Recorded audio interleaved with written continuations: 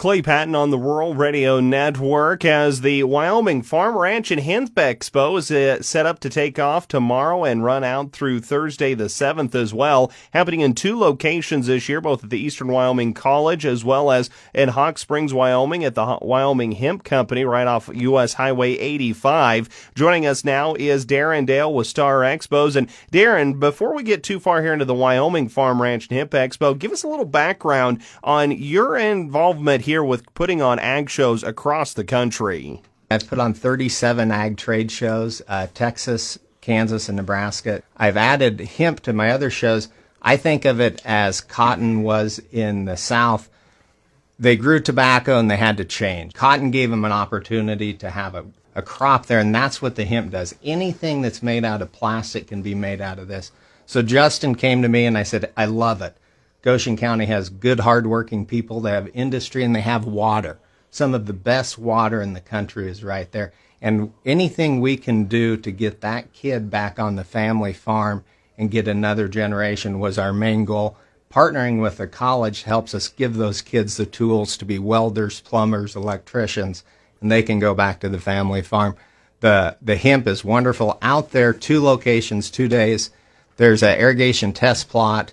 One of the only private irrigation test plots in the country. It's a precision piece of equipment that goes around. It takes pictures, and so it can change the fertility and the irrigation on every pass, so we can showcase that at the college. We'll have speakers, demos, lots of vendors. So there'll be vendors from all over the country, and we can demonstrate that at the college. The ATEC is a wonderful facility for that. Darren, aside from all these great technology displays, as I look at your poster and flyers here at Wyoming Farm and Ranch Hemp Expo.com, I'm noticing that there's going to be some really in-depth speakers as well that focus on livestock and livestock handling equipment. Tell us more about the speakers.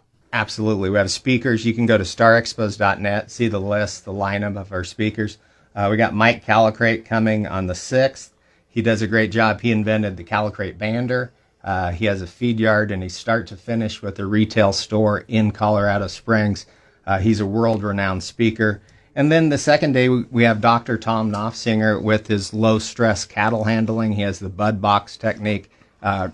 Anytime we can keep our producers safe and healthy when you're working livestock, it helps. Dr. Tom is the guru.